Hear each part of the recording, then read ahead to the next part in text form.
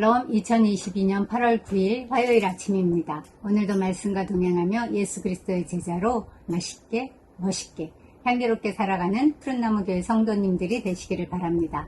먼저 사도신경으로 우리의 신앙을 고백하신 후에 말씀 나누도록 하겠습니다.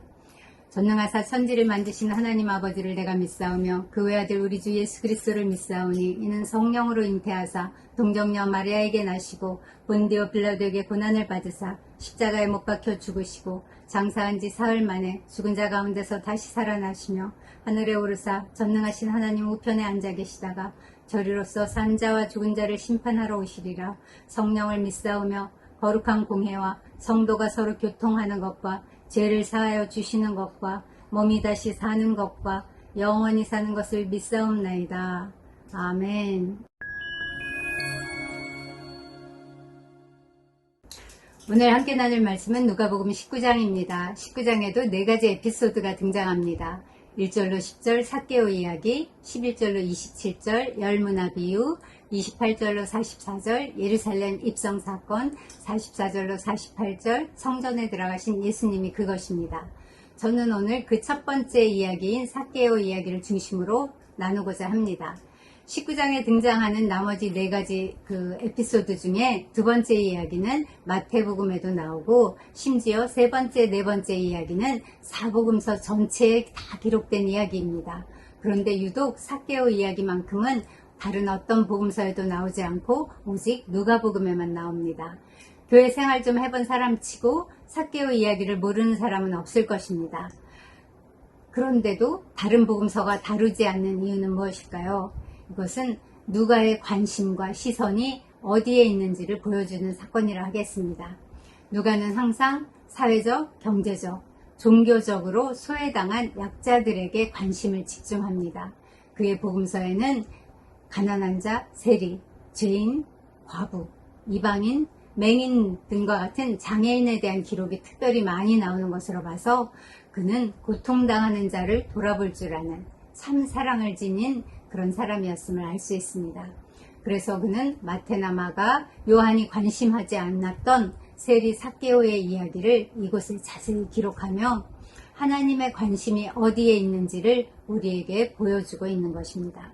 삭개오는 누구일까요? 삭개오라는 이름의 뜻은 청결한 사람 또는 의로운 사람이라는 뜻입니다. 모든 부모는 자녀의 이름을 지을 때 그의 일생을 향한 기대와 소망을 담아 이름을 짓습니다. 아마도 삭개오의 부모는 삭개오가 그 누구보다 정결하고 의로운 삶을 살기를 소망했던 것 같습니다. 그런데 그는 지금 어떻습니까? 2절입니다. 삭개오라 이름하는 자가 있으니 세리장이요 또한 부자라. 그는 그냥 세리도 아니고 세리장이었습니다. 세리장이란 오늘날로 치면 세관장을 의미합니다.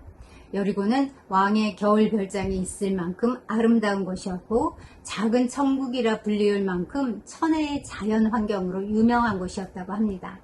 또 예루살렘과 동방을 잇는 주요 무역로였기 때문에 매우 부요하고 번성한 도시였습니다. 그런 곳에 세관이 있는 것은 당연한 이치였겠죠. 그 세관에서는 다른 지방으로부터 유입되는 소금이나 향유 등 그런 여러 상품에 대한 통관세 그리고 그 지방에서 나는 특산물에 대한 세금까지도 징수했기 때문에 세리들에게 있어서 여리고는 A급 지역이었다고 합니다. 삭개오는 이 세관의 우두머리로서 수하에 많은 부하 직원을 두고 세금을 걷어서 로마 정부에 넘겨주는 일을 했습니다. 당시 세리장은 로마 정부에 납부할 그 이상으로 세금을 징수해서 남은 것으로 자기의 부를 축적했다고 합니다. 그런데 누가가 세리장 삭개오를 소개할 때 세리장이요 또한 부자라 라고 묘사한 것입니다. 이는 그가 누리고 있는 그 부의 원천이 부당한 착취에 있음을 암시하는 표현이라 할 수 있습니다. 당시 일개 세리기만 해도 허가낸 도둑이라는 별명이 붙을 만큼 매국노 취급을 받던 시대였습니다. 그런데 말단 직원도 아니고 제일 높은 사람이었으니 그가 동족들로부터 받는 원성은 아마 이루 말할 수 없이 높았을 것입니다. 그런 것을 그가 모를까요? 그런 것을 모를 수가 없겠지요. 모를 리 없는 그의 마음은 어땠을까요? 아마도 그의 마음은 돈이나 안락으로 채울 수 없는 공허로 가득했을 것입니다. 그런던 어느 날 예수께서 그 지역을 지나가신다는 그 소식을 듣고 삭개오는 예수님을 보고자 결단합니다. 왜 그랬는지 성경이 그 이유를 밝혀주고 있지는 않지만 모르긴 몰라도 삭개오는 예수님에 대한 소문은 익히 들어서 알고 있었을 것입니다. 특히 예수의 제자 중에 세리 출신이 있다는 소문은 그를 더욱 고무시켰을 것입니다. 게다가 여리고성 근처에서 있었던 소경 치유 기적과 그를 따르는 많은 무리들에 대한 소문은 아마 그가 직접 보았을 수도 있고 들었을 수도 있습니다. 그래서 삭개오는 예수가 어떤 분인지 자기 두 눈으로 직접 확인하고 그분을 만나고야 말리라 결심했던 것 같습니다. 그런데 그를 가로막는 것이 있었습니다. 3절입니다. 그가 예수께서 어떤 사람인가 하여 보고자 하되 키가 작고 사람이 많아 할 수 없어. 여기 그로 예수를 만나지 못하게 하는 두 가지 요인이 나옵니다. 하나는 키가 작기 때문이고 다른 하나는 사람들 때문이었습니다. 성경에는 단지 키가 작다고 기록되어 있지만 원어로는 미크로스라고 합니다. 영어의 마이크로가 이 단어에서 파생된 단어입니다. 어떤 단위 앞에 마이크로가 붙으면 100만 분의 1이 됩니다. 아주 대단히 작다는 뜻입니다. 따라서 이것은 삭개오가 보통 사람에 비해서 키가 좀 작았다는 뜻이 아니라 우리가 흔히 난쟁이라고 부르는 외소증으로 보는 게 더 맞다고 학자들은 해석합니다. 그런 장애를 가진 삭개오인데다가 이미 예수를 만나려고 사람들이 많이 모여있기 때문에 그 무리들이 예수님을 가로막고 있기 때문에 삭개오는 예수님을 볼래야 볼 수 없는 상황이 되었던 것이죠. 이것이 오늘 우리에게 교훈하는 바가 있습니다. 우리에게도 주를 만나지 못하게 방해하는 요인들이 있다는 것입니다. 먼저 키가 작다는 것은 우리의 내적 요인을 의미합니다. 우리가 예수를 만나지 못하는 이유가 나 자신의 어떤 결핍 때문이란 것입니다. 더 구체적으로 말하면 나의 이기적인 교만 혹은 세상적인 욕심, 진리에 대한 불신 이런 것들이 이런 영적 결핍이 나로 하여금 예수님을 볼 수 없게 만든다는 것입니다. 두 번째 예수님을 만나지 못하게 하는 외적 요인은 사람들이었습니다. 혹시 교회에서 먼저 신앙을 가진 사람들의 어떤 특권의식이나 이기심이 새롭게 주를 만나려고 교회 문을 두드리는 사람들을 방해하고 그들이 주께 나아가는 것을 가로막고 있지는 않은지요. 또는 친한 사람들끼리의 그 끼리끼리의 문화가 낯선 이들을 주눅들게 하고 나는 저 무리에 끼지 못하겠구나 이렇게 소외감을 느끼게 해서 주께로 나가는 문을 막아서는 결과를 낳고 있지는 않은지요. 두렵고 떨림으로 나의 구원을 이루어갈 뿐 아니라 혹여 나로 인해서 누군가의 신앙에 방해가 되거나 실족하게 하는 일은 없는지 내 작은 눈짓 하나 몸짓 하나 말투 하나가 누구를 방해하고 있지는 않은지 깨어서 헤아리고 살피는 저희가 되었으면 참 좋겠습니다. 이런 방해 요소들이 있었다고 삭개오가 포기했을까요? 그렇지 않습니다. 그랬다면 여기 기록되지도 않았겠죠? 그가 주를 뵙고자 하는 그의 열정, 갈망, 그리고 그의 간절함은 그로 하여금 방법을 찾게 만들었습니다. 4절입니다. 앞으로 달려가서 보기 위하여 돌무화과 나무에 올라가니 이는 예수께서 그리로 지나가시게 되밀어라. 삭개오는 예수님을 보기 위해서 예수님이 걸어가는 방향으로 앞질러 가서 나무에 올라가서 기다렸습니다. 이것은 앞에서 언급된 삭개오의 한계, 즉 예수를 만날 수 없게 하는 내적 요인과 외적 요인을 극복하려는 삭개오의 의지를 보여주는 장면입니다. 오늘 나로 하여금 주님을 만나지 못하게 하는 그 한계가 나에게도 틀림없이 있을 것입니다. 그것이 가족일 수도 있고 나의 게으름일 수도 있고 하나님에 대한 실망과 오해일 수도 있고 먹고 사는 일에 대한 염려일 수도 있습니다. 혹은 질병일 수도 있습니다. 그런 우리에게 오늘 삭개오가 도전합니다. 거기에 묶여 주저앉아 있지 말고 용기를 내서 그것을 극복할 방법을 찾으라고 말입니다. 그렇게 할 때에 어떤 놀라운 일이 일어나는지 계속해서 살펴보겠습니다. 5절입니다. 예수께서 그곳에 이르사 쳐다보시고 이르시되 삭개오야 속히 내려오라. 내가 오늘 내 집에 유하여야 하겠다 하시니, 예수님은 나무 위에 숨어서 몰래 주를 바라보고 있는 삭개오를 아셨습니다. 통성명을 나눈 적도 없는데 그의 이름을 아시고 불러주셨습니다. 예수님은 직접 삭개오야, 의로운 자야, 순결한 자야 라고 그 이름을 불러주셨습니다. 그를 지목하여 인격적으로 불러주신 것입니다. 이 대목에서 저는 김순수 시인의 꽃이라는 시가 생각났습니다. 주어만 바꿔 읽으면 어쩜 그렇게 이 대목과 딱 맞아 떨어지는지요. 주가 그의 이름을 불러주기 전에는 그는 다만 하나의 몸짓에 지나지 않았다. 주가 그의 이름을 불러주었을 때 그는 주에게로 와서 꽃이 되었다. 그렇습니다. 주님의 부르심은 부르심 자체로 그치지 않습니다. 삭개오야 속히 내려오라. 내가 오늘 내 집에 유하여야 하겠다. 주님의 이 인격적인 초대는 삭개오의 집에 하룻밤 유숙하겠다는 뜻이 아니라 그와 함께 영원히 거하시겠다는 놀라운 초청입니다. 이처럼 주님의 오심, 예수님의 부르심은 왜곡된 우리 존재를 진정한 존재로 회복시켜 주십니다. 예수님의 초대에 삭개오는 어떻게 반응했을까요? 6절입니다. 급히 내려와 즐거워하며 영접하거늘. 예수님의 이 인격적인 초청에 삭개오는 전격적으로 응답합니다. 그는 예수님의 제안을 더할 나위 없는 그런 기쁨으로 받아들인 것입니다. 이는 정말 매우 감동적인 장면이 아닐 수 없습니다. 예수님의 인격적인 부르심과 삭개오의 전격적인 응답, 이것이 눈부신 구원의 하모니를 만들어내고 있습니다. 삭개오가 이같이 기쁜 마음으로 예수님의 부르심에 응답할 수 있었던 까닭은 무엇일까요? 앞에도 말씀드렸지만 그는 이미 예수님에 대한 소문을 들어 잘 알고 있었고 그분의 명성에 대한 권위를 인정하고 있는 사람이었습니다. 또 삭개오는 자신의 그 세리장이라는 직책과 자기가 정당하지 못한 방법으로 부를 축적한 것에 대해 주민들로부터 원성을 듣고 있는 삶을 살았는데 그것에 대해 아픈 마음을 갖고 있었을 것입니다. 그는 자신의 행위에 대한 그 자책감으로 고민하고 있었을지도 모릅니다. 그런 삭개오에게 예수님의 부르심은 어둠 속을 비추는 한 줄기 빛과도 같았을 것입니다.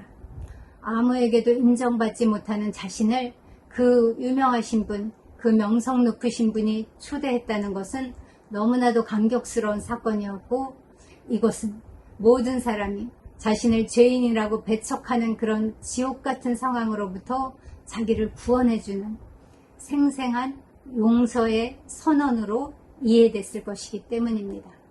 그래서 삭개오는 즐거이 영접하는 것으로 그치지 않습니다. 그는 이 전격적인 구원을 맛본 그는 주님께 파격적인 제안을 합니다. 8절입니다.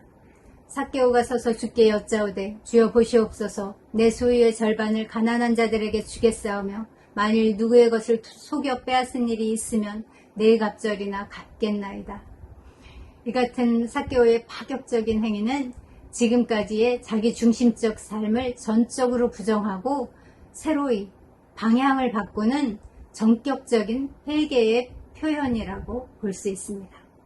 여기서 우리는 회개의 참된 모습을 어떠해야 하는지를 발견할 수 있습니다. 회개는 죄에 대한 참회나 반성, 죄에 대한 단순한 고백에서 그쳐서는 안 됩니다. 삭개오처럼 전격적으로 삶의 방향을 바꾸는 실천적 행동을 동반해야 합니다.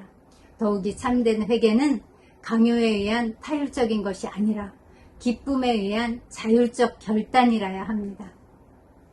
삭개오의 이런 회개에 대한 예수님의 응답 역시 즉각적이었습니다. 9절입니다. 예수께서 이르시되 오늘 구원이 이 집에 이르렀으니 이 사람도 아브라함의 자손이로다. 오늘 구원이 이 집에 일어났다고 말씀하십니다. 조금 전까지만 해도 죄인으로 취급받았던 죄인에게 구원을 선언하신 것은 당시 사람들의 눈으로는 정말 이해할 수 없는 파격적인 사건이었습니다. 여기서 우리가 주목할 점은 오늘이라는 것입니다. 우리는 구원이 장차 미래에 이루어질 것이라고 생각합니다. 그러나 바로 지금 여기서 구원이 이루어지는 것입니다. 그런 의미에서 구원은 현재적입니다. 자아 부인의 실천적 결단을 통해 경험되는 현재적 삶이 바로 우리의 구원입니다. 더 나아가 주님은 이 사람도 아브라함의 자손이미로다 라고 선포하십니다. 이 말씀은 공동체로부터 소외되고 그 배타적인 대접을 받아온 그 삭개오를 공동체로 복귀시켜주는 놀라운 선언이었습니다. 어쩌면 삭개오는 그가 가진 장애 때문에 단 한 번도 성전에 들어가 예배드리지 못했을지도 모릅니다. 그랬던 그를 믿음의 조상 아브라함의 자손이라고 선언해 주심으로써 삭개오를 종교적으로 복권시켜 주는 것과 동시에 사회적, 정치적으로도 복권시켜 주는 놀라운 의미가 있습니다. 더 나아가서는 전인적 인간 구원을 의미하는 것이기 때문에 이 선언이 삭개오에게 주는 의미는 실로 어마어마한 치유요 회복이었다고 볼 수 있습니다. 그렇습니다. 삭개오에 대한 치유, 구원 선언 후 예수님은 이 이야기의 대단원의 막을 한 말씀으로 요약해서 설명하십니다. 10절입니다. 인자에 온 것은 잃어버린 자를 찾아 구원하려 함이니라. 이것이야말로 예수님께서 이 땅에 오신 목적이자 사명입니다. 삭개오가 바로 잃어버린 자와 자격 없는 자의 대표였습니다. 예수님은 잃어버린 삭개오를 찾아 구원하셨습니다. 소외되고 삐뚤어진 인간을 다시 공동체로 복귀시켜 당당하고 품위 있게 살아갈 수 있는 길을 열어주셨습니다. 예수님의 구원 행위는 모든 존재를 참으로 사람다워지게 만듭니다. 망가지고 깨어졌던 하나님의 형상을 회복시켜 주십니다. 삭개오의 구원에 대한 이 이야기는 죄인을 구원하러 오신 예수님의 은혜를 확연히 드러내주는 그런 사건이라고 할 수 있습니다. 이렇게 하나님은 누가를 통해 오늘 우리에게 말씀하십니다. 우리의 신분이나 우리의 지위, 우리의 과거, 우리의 자격에 상관없이 주께서 택하시고 부르시는 사람은 누구든지 하나님의 자녀가 될 수 있다고. 김춘수 시인의 시처럼 예수님이 그의 이름을 불러주셨을 때 삭개오는 주께로 와서 비로소 잊혀지지 않는 하나의 눈짓이 되고 하나의 의미가 되었습니다. 그것처럼 오늘 우리도 주님의 부르심에 반응해서 주님에게 의미가 되기를 소원합니다. 주께서 우리에게 의미가 되신 것처럼 우리도 주님께 의미가 되는 그런 삶을 살기를 소망합니다. 기도하겠습니다. 하나님 감사합니다. 주께서 부르실 때, 주께서 쓰시겠다 할 때 더 이상 재고 계산하고 망설이지 않고 즉각적으로 기쁘게 순종하는 저희 되게 하시옵소서. 주님, 우리를 이 세상 가운데 버려두지 않으시고 먼저 찾아주시고 불러주셔서 감사합니다. 주님이 부르실 때에 주님 온전한 구원이 주님 우리에게 임했습니다. 주님, 우리의 매일의 삶 가운데 그 구원에 반응해서 기쁘게 온전히 순종하는 하루하루를 살아가도록 주여 오늘도 오셔서 인도하시고 도와주시옵소서. 그렇게 행하실 주께 감사드리며 예수님의 이름으로 기도합니다. 이제 지체들을 위해, 공동체를 위해 기도하겠습니다. 우리를 불러주신 은혜에 감사함으로 주님 하나님 나라를 위해 어떤 상황에서도 굽힘없이 복음을 선포하고 전하는 그런 삶이 되게 해달라고 중보해 주시기 바랍니다. 기도하고 말씀을 전하는 우리 원래의 성전의 기능을 회복하는 그런 삶이 되게 해달라고 기도하겠습니다. 또 우리가 주님 앞에 잠잠하며 주님은 얼마든지 저 돌들로도 찬양케 하실 수 있는 분이십니다. 그 구원에서 떨어지지 않고 그 구원의 행렬에 서서 앞서서 찬양하고 증거하는 그런 삶이 되게 해달라고 우리 곁에 두신 지체들을 주님께 올려드리며 함께 중보하겠습니다.